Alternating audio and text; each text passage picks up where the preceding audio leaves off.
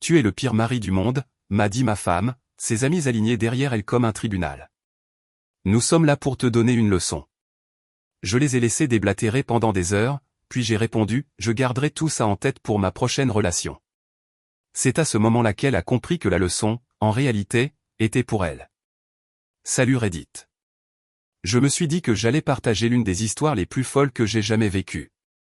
Je pensais rentrer à la maison pour un vendredi soir tranquille, peut-être un dîner avec ma femme, mais je suis tombé en plein milieu de ce qui ressemblait plus à une salle d'audience qu'à un salon. Ce qui a commencé comme une intervention sur mes défauts s'est transformé en la plus grande prise de conscience de ma vie. C'était un vendredi soir pluvieux et moi, Jérémy, 34 ans, je rentrais chez moi en m'attendant à la routine habituelle. Peut-être des restes dans le frigo, peut-être ma femme, Stéphanie, regardant à moitié une émission de télé-réalité tout en faisant semblant de travailler sur son ordinateur portable. Rien de fou, juste la normalité. Sauf que cette fois, dès que j'ai ouvert la porte, j'ai su que quelque chose n'allait pas. Le canapé était poussé contre le mur, des chaises étaient alignées en demi-cercle comme dans une salle de tribunal à petit budget. Il y avait une chaise vide en plein milieu, parfaitement centrée, comme si j'étais censé m'asseoir là et confesser quelque chose. Stéphanie se tenait derrière, les bras croisés, arborant ce faux sourire poli qu'elle utilise quand elle est sur le point de faire quelque chose de stupide, mais qu'elle pense génial. Assises sur les chaises se trouvaient ses 4 meilleures amies, Carole, Manon, Lucie et Sophie. Je les appelle les pains-bêches. Pour faire court, aucune d'entre elles n'a eu une relation qui a duré plus longtemps qu'une nouvelle coupe de cheveux. C'est le genre de femme à poster des citations comme « Je guéris mon énergie féminine sacrée », 3 jours après s'être fait larguer, le genre de femme qui se donne des conseils épouvantables et appelle ça de la solidarité féminine. Stéphanie s'est redressée et a dit « Jérémy, il faut qu'on parle. » Ce ton. Vous savez, celui que les femmes utilisent quand elles ont répété quelque chose devant un miroir. Ouais, celui-là. On fait une intervention, a-t-elle ajouté, la voix tremblante d'une fausse assurance, sur la façon dont tu me traites. J'ai laissé tomber mes clés sur le comptoir. Une intervention. Carole est intervenue comme si elle dirigeait une séance de thérapie de groupe. Nous voulons juste t'aider à comprendre comment ton comportement a affecté Stéphanie. Ah, donc je suis le méchant ce soir, ai-je dit. Super. Voyons où ça nous mène.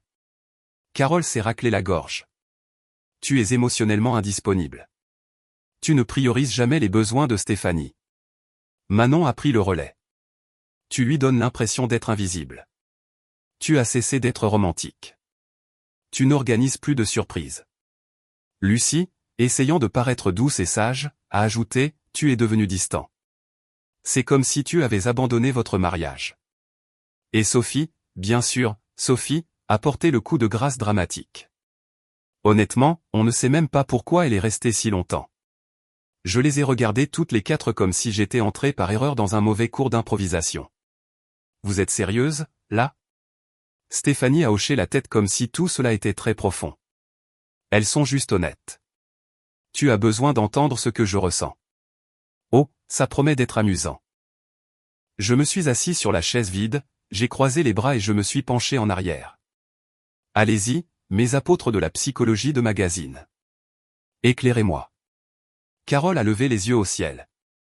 C'est exactement ça, le problème. Tu penses que tout est une blague. Difficile de ne pas rire quand une femme qui s'est fait larguer par un certain Kevin pour l'avoir trompé avec son colocataire donne des conseils matrimoniaux. Sa bouche s'est ouverte, béante. Manon a répliqué sèchement. Tu changes de sujet.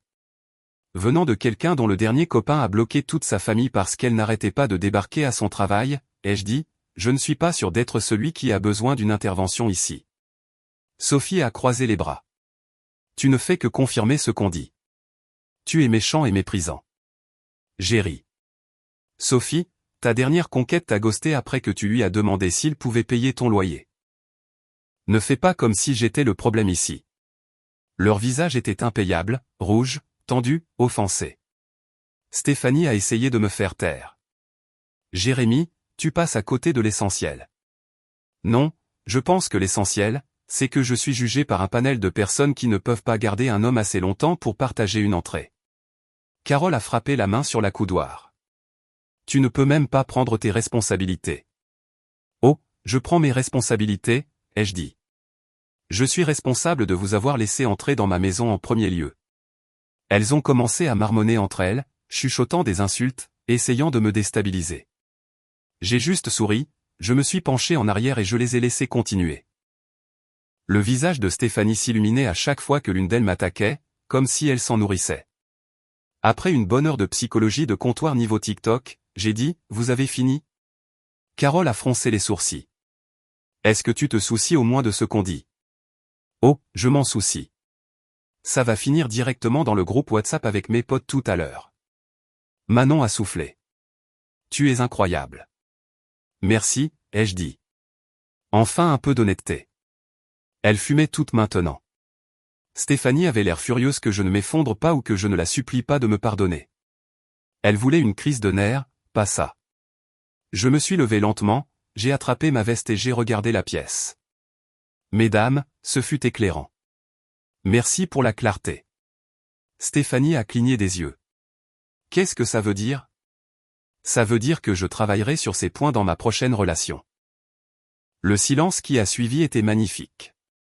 On pouvait entendre la pluie frapper la fenêtre et le son collectif de 4 mâchoires qui se décrochent. La bouche de Carole s'est ouverte comme si elle voulait dire quelque chose, mais rien n'est sorti. Le faux sourire de Stéphanie a disparu. Tu n'es pas sérieux. Oh, je suis très sérieux. J'ai jeté un dernier regard autour de la pièce. Vous pouvez continuer votre petit groupe de soutien. Je me tire. Je suis allé dans la chambre, j'ai attrapé mon sac de sport, j'y ai jeté quelques vêtements, mon ordinateur portable et mon chargeur.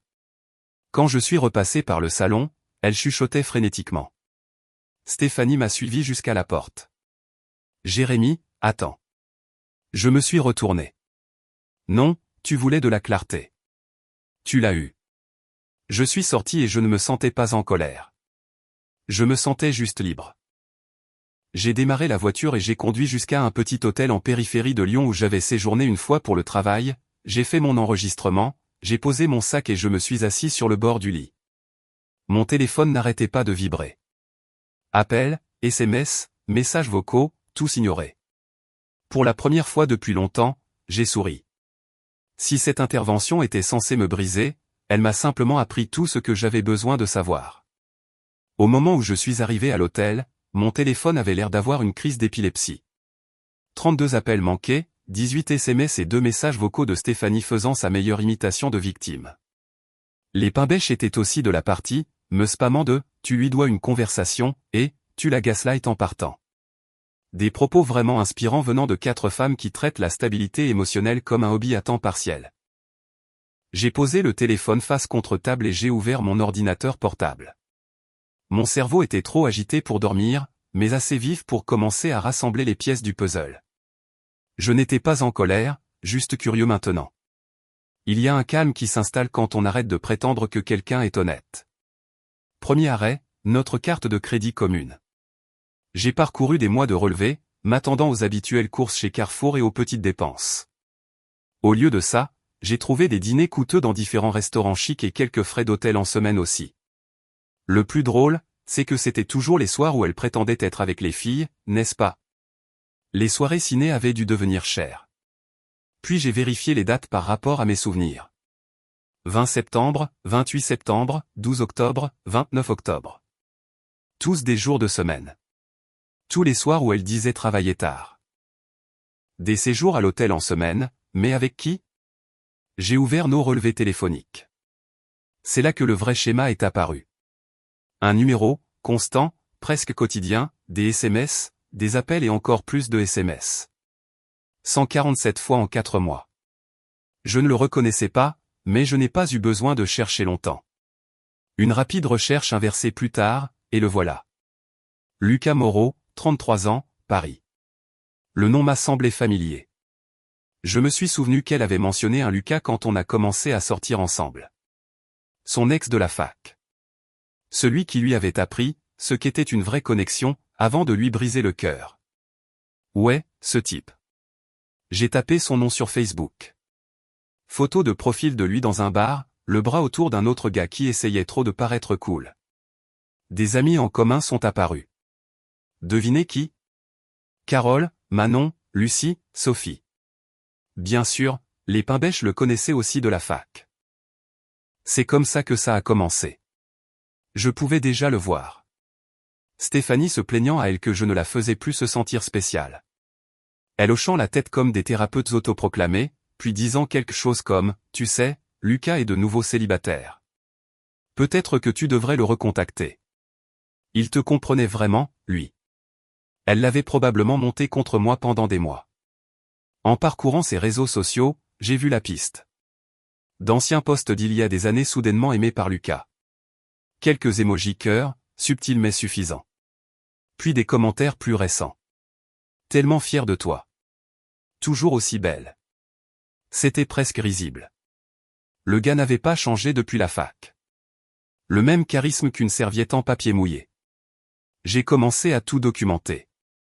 Capture d'écran, date, note. Je n'étais pas impulsif. J'étais méthodique. Mon père disait toujours, si tu restes calme, tu gagnes avant même que l'autre personne ne se rende compte qu'il y a un combat. En moins d'une heure, ça ressemblait à une scène de crime financier. Plus de 1500 € dépensés en 4 mois en dîner, hôtel et voyage d'affaires.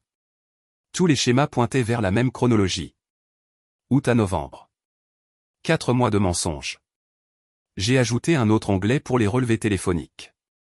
Même numéro, même chronologie. J'ai même codé par couleur. Si j'allais brûler les ponts, j'allais le faire avec des preuves. À mi-parcours, mon téléphone a de nouveau vibré. Stéphanie s'affichait à l'écran. J'ai laissé sonner. Puis un autre appel de Carole. Décliné. Un SMS est apparu ensuite, de Stéphanie. Jérémy, je ne comprends pas pourquoi tu agis comme ça. On essayait juste de t'aider. J'ai répondu, tu as été très clair sur ce que tu voulais. Je ne fais que te le donner. Je suis retourné à mes notes. Plus j'assemblais les pièces, plus cela devenait clair. Cette intervention n'était pas spontanée. C'était scénarisé, un coup monté, un moyen pour elle de se sentir justifiée dans ce qu'elle faisait. Me faire passer pour froid, distant, contrôlant, pour qu'elle puisse tromper sans culpabilité. Faire croire à ses amis qu'elle était la victime pour que, lorsque la vérité éclaterait, elle la défende. C'était presque intelligent. Presque. Vers 1 heure du matin, j'avais tout sauvegardé sur une clé USB, un dossier dans le cloud et mon téléphone, 3 copies. Je n'allais pas perdre les preuves à cause d'une de ces crises de larmes, je ne le pensais pas, plus tard. Mais je n'avais pas fini. Si Stéphanie pensait pouvoir réécrire l'histoire, elle sous-estimait à quel point je peux être calme quand je n'en ai plus rien à faire. J'ai ouvert Google, tapé « Avocat divorce Lyon » et j'ai commencé à parcourir les noms. C'est là que j'ai trouvé Catherine Dubois, droit de la famille, son cabinet dans le quartier d'affaires de la Pardieu. 5 étoiles. Les avis disaient des choses comme « inébranlable »,« stratégique »,« calme sous la pression », mon genre de personne. J'ai rempli le formulaire de contact, j'ai téléchargé quelques-uns des fichiers et j'ai cliqué sur « Envoyer ». Demande de consultation réservée pour lundi matin. Je me suis adossé, j'ai fermé l'ordinateur portable et j'ai finalement expiré. La pluie dehors ne s'était pas arrêtée. Elle était régulière, rythmée, purificatrice. Pour la première fois depuis longtemps, je ne me sentais pas comme le problème. Je me sentais comme la solution. Lundi matin, je suis entré dans le bureau de Catherine Dubois comme un homme qui vient pour affaire. Maître Dubois s'est levé de son bureau quand je suis entré. Monsieur Forêt. C'est moi, ai-je dit en lui serrant la main. Poignée ferme, yeux vifs, pas de chichi. Nous nous sommes assis et j'ai fait glisser le dossier sur son bureau. Relevé bancaire, registre d'appel, capture d'écran, photo, chronologie, tout. Elle l'a ouvert, scannant avec une précision silencieuse. On voyait qu'elle avait traité des centaines de cas, mais celui-ci a attiré son attention. Après environ 10 minutes, elle a levé les yeux. Vous êtes plus organisé que la plupart de mes clients réunis. J'ai haussé les épaules. Je suppose qu'être accusé de ruiner la vie de quelqu'un vous donne le temps de faire des graphiques. Elle a eu un petit sourire. Bien. Mon style vous plaira alors. Je ne fais pas dans le drame. Je vise les victoires propres. Maître Dubois a exposé le plan. Ce serait un divorce par consentement mutuel, mais elle attaquerait sur l'utilisation abusive des fonds matrimoniaux et l'atteinte à la réputation pour façonner l'accord. Cette petite scène d'intervention, une mine d'or. La preuve qu'elle avait tenté de nuire à ma réputation devant témoins tout en dépensant l'argent commun pour sa liaison. Elle a dit, vous devrez éviter toute communication émotionnelle. Ne lui envoyez pas de SMS. Ne l'appelez pas. Et surtout, ne répondez pas à ses amis. Vous restez silencieux. Nous nous chargerons de parler. C'est noté, ai-je dit. Je n'ai plus rien à dire à cette bande de génies de toute façon. Bien, a répondu Maître Dubois. Faisons ça proprement. Nous lui remettrons les papiers près de son travail, au café de la place, juste avant le déjeuner. C'est assez public pour marquer le coup, assez privé pour ne pas paraître vindicatif. J'ai hoché la tête. Parfait. Je veux de la clarté. Public et privé. Le mercredi, elle avait préparé les documents. J'ai tout signé et j'ai quitté son bureau en me sentant étrangement léger. Je pensais que ce serait la fin. Déposer la demande, attendre, passer à autre chose. Mais bien sûr, les Pimbèches ne pouvaient pas se mêler de leurs affaires. Le même soir, mes notifications ont explosé.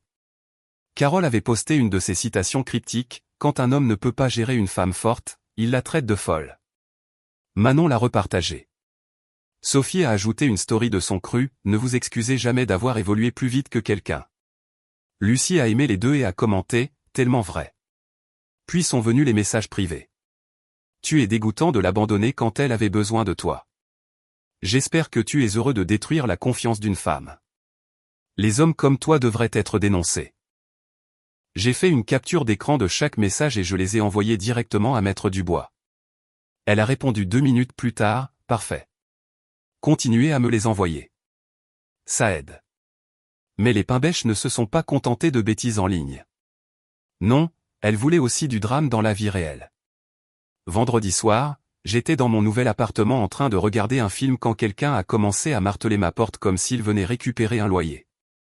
J'ai ouvert pour voir un grand type, début de la trentaine, musclé, crâne rasé, arborant cette expression de rat de salle de sport qui crie l'insécurité. « T'es Jérémy » a-t-il demandé. « Ça dépend, ai-je dit. Tu vends un truc ou tu cherches à te faire humilier ce soir ?» Il a grimacé. « C'est Carole qui m'envoie.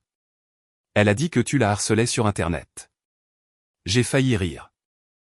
Oh, elle a oublié de mentionner qu'elle te trompe avec son collègue du bar Le Clair de Lune tous les jeudis soirs? Ça l'a touché, sa mâchoire s'est crispée. Tu mens. Vérifie son historique de localisation, ai-je dit. Ou mieux, regarde son Instagram. Dis-moi pourquoi elle est taguée dans des posts près de ce bar chaque semaine pendant que tu travailles tard. Il a cligné des yeux, a sorti son téléphone, a fait défiler rapidement. Puis son expression est tombée. Ouais, ai-je dit en croisant les bras. Maintenant tu comprends. Elle t'a envoyé ici en pensant que je frapperais le premier pour qu'elle puisse encore jouer la victime. Tu mérites mieux, mec. Il a hoché la tête lentement, a marmonné quelque chose comme « putain ». Puis il a relevé les yeux. Désolé, mec. Je savais pas, pas de souci, ai-je dit.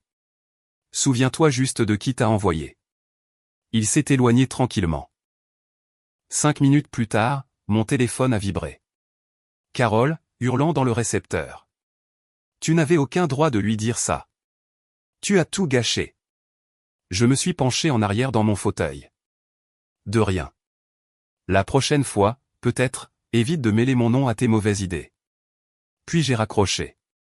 Le week-end, le groupe de discussion des Pimbèches a dû imploser, car elles m'ont tout un follow sur les réseaux sociaux. La meilleure nouvelle que j'avais eue depuis des semaines. Lundi matin, Maître Dubois a appelé. Prêt pour la phase 2? N'est prêt. Elle a expliqué que les papiers du divorce seraient bientôt remis à Stéphanie. Maître Dubois a dit, nous lui remettrons juste avant le déjeuner. C'est subtil mais efficace.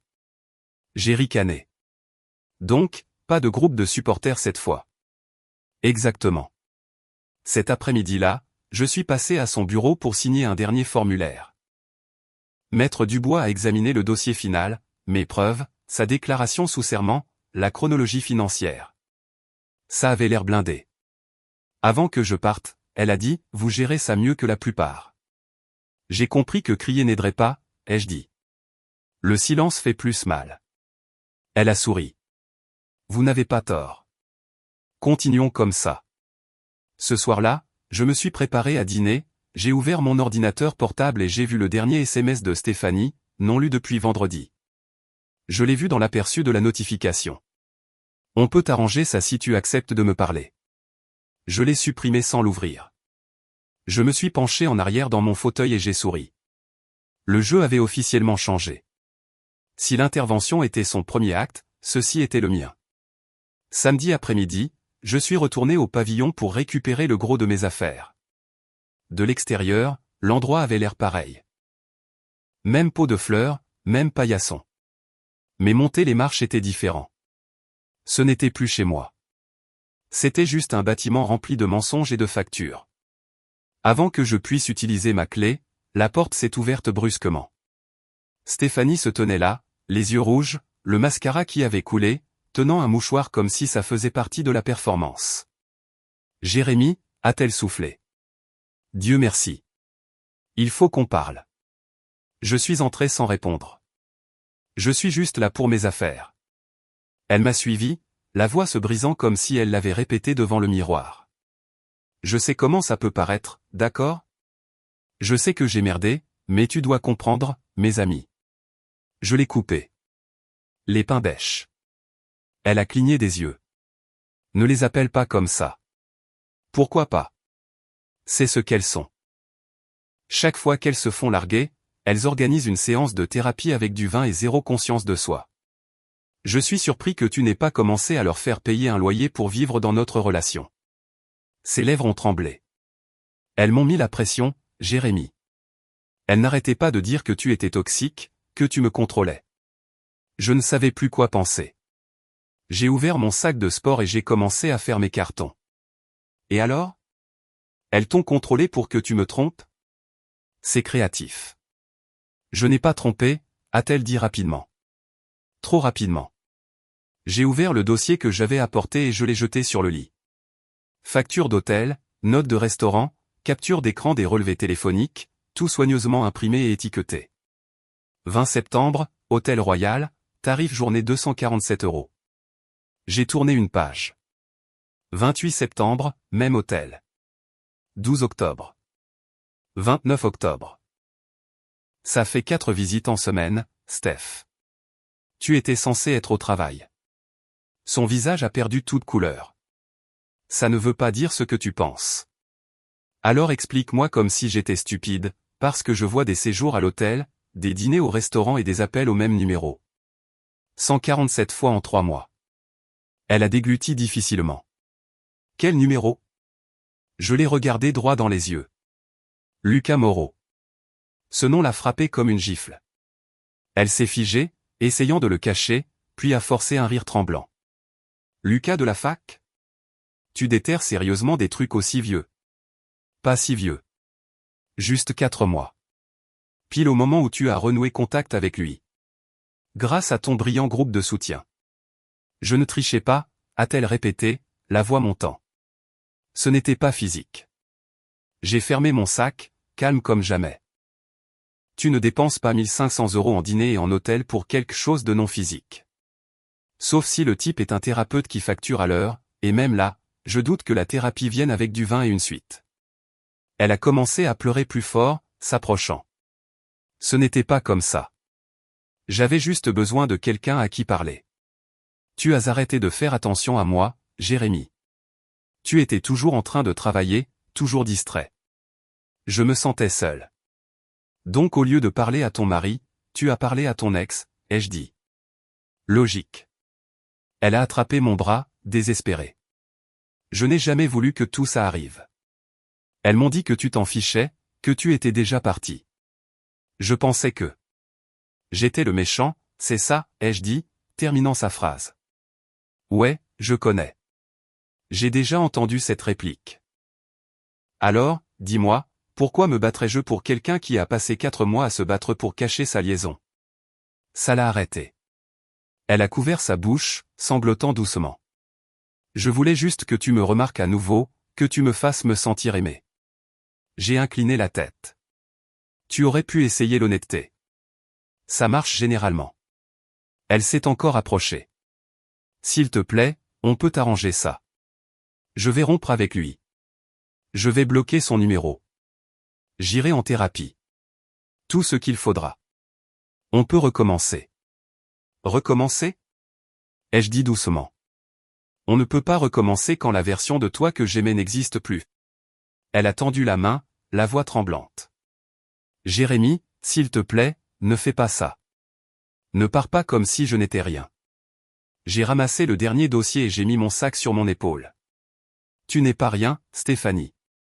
Tu n'es juste pas celle que je pensais que tu étais. Elle a réessayé, désespérée maintenant. On ne peut pas au moins parler? Juste nous, sans les avocats? J'ai secoué la tête. Non, tu as eu ta scène. Tu as eu ton public. Maintenant, c'est à mon tour de laisser les professionnels s'en occuper. Tout passe par Maître Dubois à partir de maintenant. Son visage s'est tordu d'incrédulité. Tu as déjà un avocat? Tu voulais un spectacle, Steph. J'ai juste changé le script, ai-je dit. Elle a reculé, la respiration saccadée, essayant toujours de maintenir son numéro. Alors c'est tout. Tu vas juste partir? J'ai ouvert la porte. Non, Steph, tu es parti il y a longtemps. Je ne fais que rattraper mon retard. Elle ne m'a pas suivi cette fois. Les sanglots se sont arrêtés. Peut-être qu'elle a réalisé que la performance ne fonctionnait plus. Je suis sorti, mon sac de sport sur l'épaule, et je n'ai pas regardé en arrière. L'air extérieur était vif mais pur. Le genre d'air qui brûle une seconde avant de vous éclaircir les idées. Au moment où j'arrivais à ma voiture, mon téléphone a vibré avec un autre SMS d'elle. Tu fais vraiment ça? Déjà fait. J'ai démarré le moteur et je suis parti. Pas de colère, pas de regret, juste du calme. Si son intervention était censée me faire supplier, tout ce qu'elle a fait, c'est me faire voir ce que j'évitais depuis des mois. Elle n'était pas une partenaire. Elle était une performance que j'avais finalement cessé d'applaudir. Les jours suivants ont ressemblé à un film que j'avais déjà vu, mais en plus silencieux. Maître Dubois s'est occupé des aspects juridiques pendant que je travaillais et que j'emballais le reste de mes affaires. Pas de chaos, pas de cris, juste un silence paisible qui était impossible quand Stéphanie était là. Cette paix n'a pas duré longtemps. Le jeudi vers midi, Maître Dubois a appelé. Elle a reçu les papiers. Où? Ai-je demandé. Au café de la place. Juste devant ses amis. Remise parfaite. Je pouvais l'imaginer clairement. Stéphanie en plein café au lait avec les pains bêches. Probablement en train de se vanter de ne pas être inquiète. Puis un huissier s'approchant, disant son nom et lui tendant l'enveloppe. Elle l'ouvrirait avec sa fausse confiance, s'attendant à un avertissement léger, pour se rendre compte que c'était du sérieux. Je n'ai pas eu à imaginer sa réaction longtemps. Quand j'ai vérifié mon téléphone plus tard, Internet était en effervescence. Stéphanie était passée en mode martyr sur les réseaux sociaux. Ses stories s'empilaient. On peut tout donner et quand même être trahi. J'ai tout fait correctement et j'ai quand même fini par être le méchant. Classique.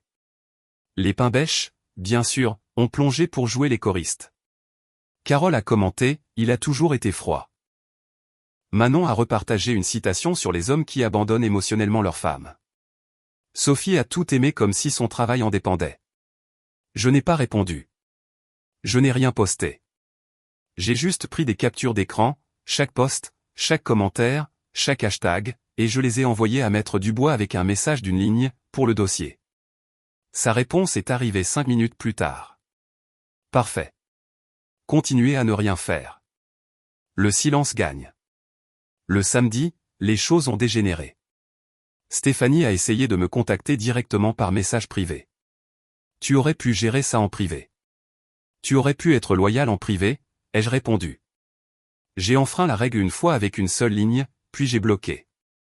Puis, sorti de nulle part, j'ai reçu un SMS d'un numéro inconnu.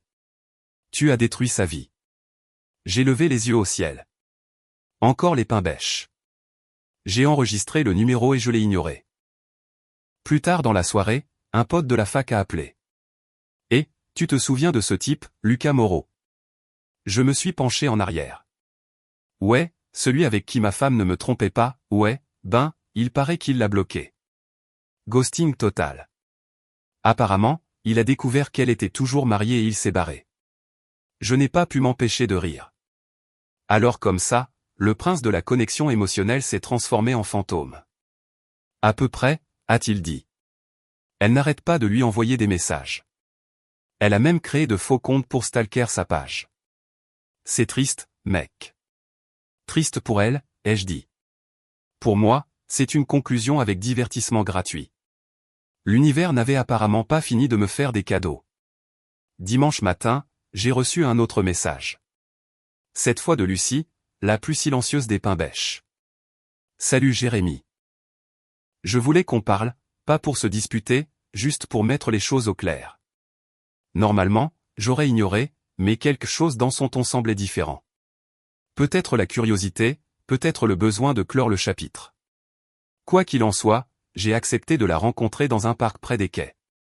Quand je suis arrivé, elle attendait déjà, l'air nerveux. Merci de me rencontrer, a-t-elle dit en serrant sa veste. Ne me remercie pas encore, ai-je dit en m'asseyant sur le banc. Tu as dit que tu voulais parler. Vas-y, elle a hésité. Écoute, je sais que les choses ont dérapé, et honnêtement, je me sens mal. On l'a juste cru. Elle a dit que tu étais verbalement abusif. Que tu lui criais dessus, que tu contrôlais son argent, que tu l'isolais. On pensait qu'on l'aidait. Le voilà. Le mensonge qu'elle avait planté. Je suis resté calme. Donc elle vous a dit que j'étais une sorte de monstre contrôlant et vous l'avez juste cru. Les yeux de Lucie sont tombés.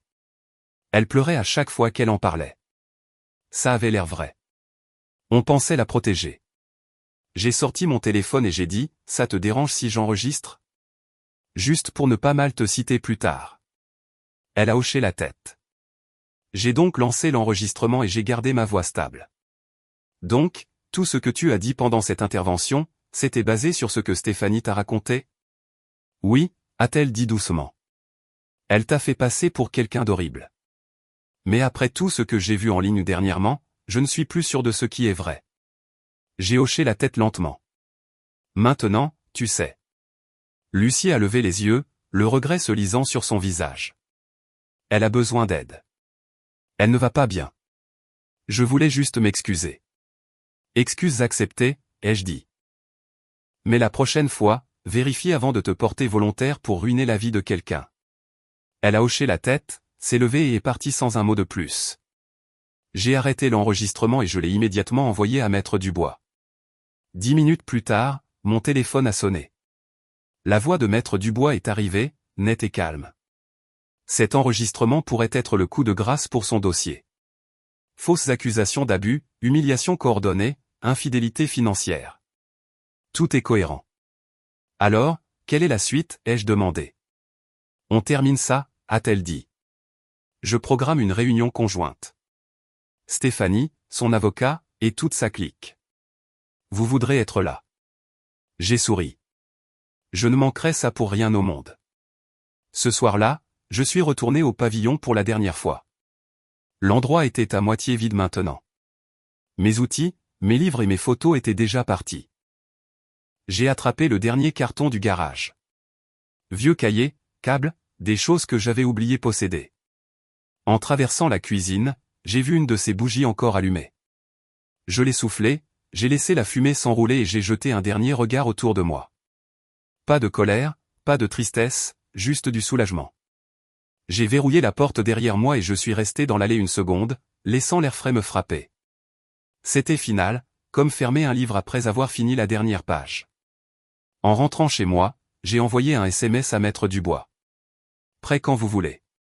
Elle a répondu instantanément. Demain, 15 heures. Ils seront tous là. J'ai posé mon téléphone et j'ai regardé par la fenêtre. Pendant des mois, elle avait écrit sa version de l'histoire. Demain, j'allais lui donner une fin qu'elle n'avait pas vue venir. Je me suis couché en pensant à une chose. Demain, ils verront enfin qui a vraiment causé tout ça. À 15 heures pile, je suis entré dans la salle de conférence de Maître Dubois pour ce qu'elle appelait une « réunion de mise au point ». Stéphanie et son avocat, Maître Rossi, sont entrés les premiers, puis ses amis, qui avaient été invités comme témoins puisqu'elle faisait partie de l'intervention initiale. Elle pensait clairement être là pour la défendre. Elle n'avait aucune idée à quel point ça allait mal tourner. Carole avait les bras croisés. Manon chuchotait à Sophie. Et Lucie n'osait même pas lever les yeux. Maître Dubois a attendu que tout le monde soit assis. Merci à tous d'être venus. Je comprends que cette situation soit inconfortable, mais elle est nécessaire pour résoudre les choses. L'avocat de Stéphanie a hoché la tête. Ma cliente veut juste tourner la page. Maître Dubois a ouvert son dossier et a parlé de ce ton égal et professionnel qui pourrait faire passer un ouragan pour un bulletin météo. Nous allons commencer par la documentation financière. Ce sont les relevés de compte joints des 8 derniers mois. Elle a fait glisser des copies sur la table. Vous remarquerez des frais récurrents pour des restaurants et des hôtels. Tous à des moments où Madame Forêt prétendait travailler tard ou sortir avec des amis. Carole a froncé les sourcils en jetant un œil au papier. Ce ne sont que des dîners, non? Maître Dubois a pointé du doigt. 186 € chez eux La Bonne Fourchette, 247 € à l'Hôtel Royal, 210 € au Vieux-Lyon. Le même schéma, en milieu de semaine. Manon s'est agitée, mal à l'aise. On n'est pas allé dans ces endroits. Stéphanie a explosé. Oh mon Dieu, arrêtez de jouer les comptables. Il ne s'agit pas de tickets de caisse. Maître Dubois n'a pas sourcillé. En fait, si. Ces dépenses ont été faites avec les fonds matrimoniaux. L'utilisation abusive de ces fonds est juridiquement pertinente. Je me suis adossé, silencieux, laissant l'orage gronder. Stéphanie s'est soudainement redressée, la voix tremblante mais forte. Il fait ça uniquement parce qu'il a toujours détesté mes amis. Il m'a fait sentir que je devais choisir entre elle et lui. Maître Dubois a haussé un sourcil. Défense intéressante. J'ai enfin parlé. Je ne détestais pas tes amis, Steph. Je n'appréciais juste pas un groupe de discussion rempli de conseils relationnels de la part de personnes qui traitent l'engagement comme un hobby saisonnier. Carole m'a lancé un regard noir. Tu es incroyable. J'ai souri. Tu es de nouveau célibataire, non? Ça a fait mouche. Sophie a étouffé un rire avant de faire semblant de tousser. Stéphanie l'a fusillé du regard. Maître Rossi a essayé d'intervenir. Nous nous éloignons du sujet. Maître Dubois ne l'a pas arrêté mais a continué à tourner les pages. Nous allons y revenir bien assez tôt. Suivant. Les relevés téléphoniques. Elle a poussé une autre liasse de papier. Un numéro apparaît 147 fois en 3 mois. Il appartient à Lucas Moreau, l'ex de fac de Madame Forêt. Le visage de Stéphanie est devenu rouge. C'est ridicule. Ce n'était pas comme ça. Je l'ai enfin regardé. Alors c'était quoi, Steph? Du mentorat professionnel, des sessions de prière? Sa main a frappé la table. Vous ne comprenez pas. Elle a pointé ses amis du doigt. C'est de leur faute si tout ça est arrivé. Ce sont elles qui m'ont dit de lui parler. Elles ont dit que tu ne te souciais pas de moi. La mâchoire de Carole est tombée. Pardon? Oui, vous, a hurlé Stéphanie. Vous avez toutes dit que je devrais voir ce qu'il y avait d'autre. Que peut-être Lucas avait changé. Vous m'avez encouragé à le recontacter. Manon s'est levée d'un bond. On t'a dit de réfléchir à ce que tu voulais, pas de tromper ton mari. Oh, s'il te plaît. A aboyé Stéphanie. C'est toi qui m'as envoyé son profil Facebook en premier lieu. Les yeux de Lucie se sont écarquillés. Tu es sérieusement en train de nous blâmer, là? C'est toi qui as menti en disant que tu étais malheureuse. J'étais malheureuse. A crié Stéphanie. Parce que vous m'avez rempli la tête de conneries. Vous m'avez dit qu'il me trompait probablement en premier, qu'il me contrôlait. Je vous ai cru. La pièce a explosé en cris. Carole s'est levée aussi, le doigt pointé droit sur elle. Tu nous as supplié de t'aider à le rendre jaloux. Ne déforme pas les choses. Stéphanie a hurlé, vous avez gâché ma vie. Si ce n'était pas pour vous, bande d'idiotes, j'aurais encore mon mariage. Manon a levé les mains en l'air. Ton mariage s'est terminé parce que tu ne pouvais pas arrêter de mentir. Sophie est intervenue. Tu es sérieusement délirante, Steph. On t'a défendu. On a humilié cet homme pour toi, a-t-elle dit en me désignant. Et maintenant, tu te retournes contre nous. Stéphanie tremblait maintenant, la voix se brisant entre les sanglots et la rage. Vous m'avez tout utilisé. Vous aimiez juste avoir quelqu'un de plus malheureux que vous dans les parages. Vous vouliez que ça arrive. Maître Dubois s'est penché vers moi et a chuchoté, nous n'aurons peut-être pas besoin du reste de la réunion. J'ai souri. J'apprécie le spectacle. Les cris ont continué, Carole la traitant d'ingrate. Manon l'accusant d'être une manipulatrice. Sophie menaçant de partir. C'était le chaos. Puis Carole a craqué. Tu sais quoi? On en a marre. Ne nous appelle pas. Ne nous envoie pas de SMS. Tu es folle, Stéphanie. Manon a hoché la tête. Tu es toxique. Tu accuses tout le monde sauf toi-même. Sophie a attrapé son sac. Je n'arrive pas à croire qu'on t'ait défendu. Elles ont commencé à se diriger vers la porte. En passant devant moi, je leur ai fait un petit signe de la main et j'ai dit « Merci d'être venus, mesdames. » Toujours un plaisir. Carole a marmonné « T'es vraiment un connard. » Ouais, ai-je dit en souriant. Mais je suis un connard avec des preuves. La porte a claqué derrière elle. Le silence s'est enfin installé. Stéphanie se tenait là, tremblante, les yeux allant de moi à Maître Dubois et à son avocat. Maître Rossi avait l'air de vouloir être n'importe où sauf là. Maître Dubois a brisé le silence. Eh bien, cela conclut la crédibilité des témoins. Elle a fait glisser un dernier document sur la table. Signer l'accord de règlement. Répartition des biens, restitution et frais de justice. Stéphanie a regardé le papier, puis moi. Tu me détestes vraiment à ce point. J'ai secoué la tête. Non, Steph. La haine demande un effort. J'en ai juste marre de jouer le jeu, des larmes ont commencé à couler. Tu as tout détruit. Je me suis levé, j'ai redressé ma veste. Non, c'est toi qui as fait ça. Je m'assure juste de ne pas couler avec le navire. Maître Rossi a demandé une courte suspension et ils sont sortis avec Stéphanie pendant environ 20 minutes. Je suis resté assis tranquillement pendant que Maître Dubois organisait les documents, calme comme toujours. Quand ils sont revenus, les yeux de Stéphanie étaient rouges. Mais son avocat avait l'air vaincu. Elle s'est assise, a pris le stylo et a signé sans dire un mot de plus. Maître Dubois a rassemblé le dossier, l'a empilé proprement et s'est levé. Nous déposerons ça dès demain matin. Je me suis tourné pour partir. Stéphanie a marmonné derrière moi, la voix brisée, tu crois que ça fait de toi le héros? Sans me retourner, j'ai dit, non, juste celui qui a arrêté d'être ton pigeon. Et c'était tout, la fin de la performance. Le rideau est finalement tombé, et pour une fois, je ne suis pas resté pour applaudir. 3 mois plus tard, le divorce était finalisé. Pas de drame au tribunal, pas de supplication de dernière minute, juste de la paperasse, des signatures et du silence.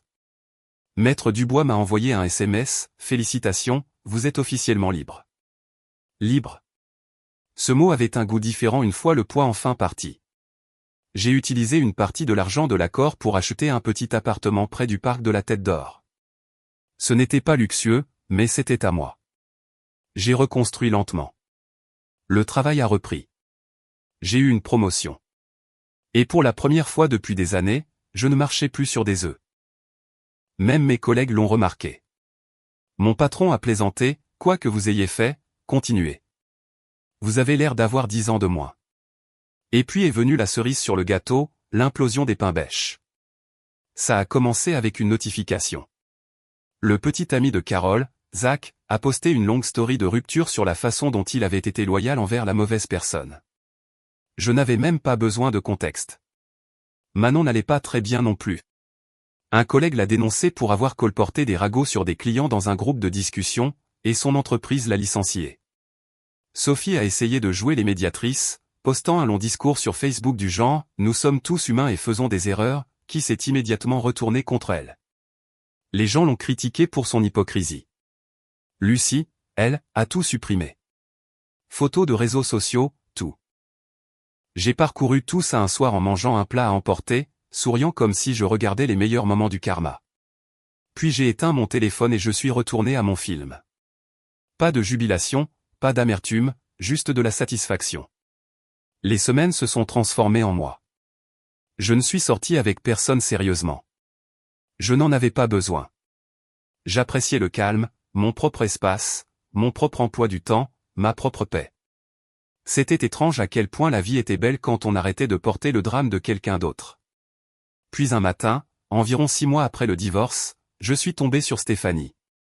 J'étais chez Auchan pour prendre du café et du papier essuie-tout.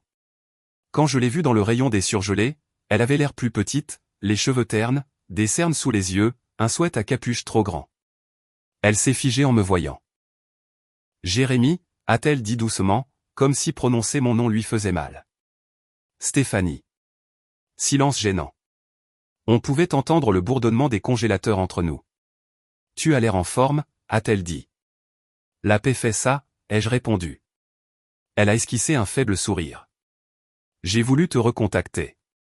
Je ne savais juste pas comment. Je pense que les papiers du divorce se sont chargés de cette partie. » Ses yeux se sont remplis d'eau. Je suis désolé pour tout. J'ai tout perdu après ce jour-là. Mes amis, la maison, Lucas. Il m'a bloqué. Mon travail tient à peine la route. Je sais que je ne le mérite pas, mais je ferai n'importe quoi pour une autre chance.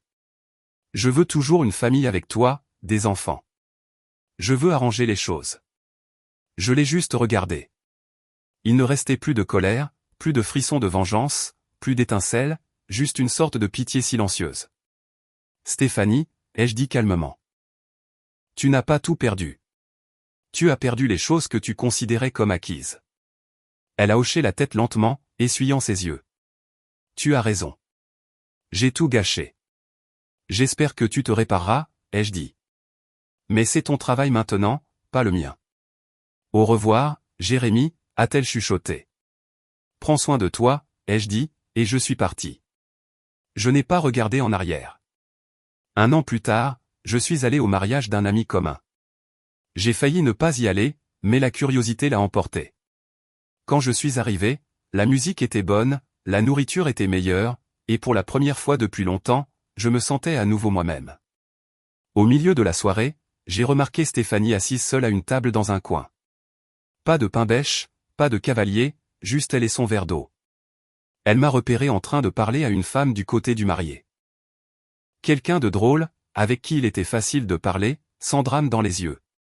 Le visage de Stéphanie disait tout. Quand nos regards se sont croisés, je lui ai fait un signe de tête poli. Rien de plus. Elle a essayé de sourire, mais le sourire s'est évanoui avant même d'apparaître. Plus tard dans la nuit, en me dirigeant vers ma voiture, j'ai réalisé quelque chose. Cette intervention qu'elle avait organisée pour me briser m'avait en fait reconstruit. Elle a essayé de détruire ma confiance, et tout ce qu'elle a fait, c'est me la rendre. Les gens pensent toujours que le pouvoir vient de la riposte. Mais la vérité, c'est que parfois, être d'accord avec quelqu'un qui essaie de vous faire du mal est le geste le plus puissant que vous puissiez faire.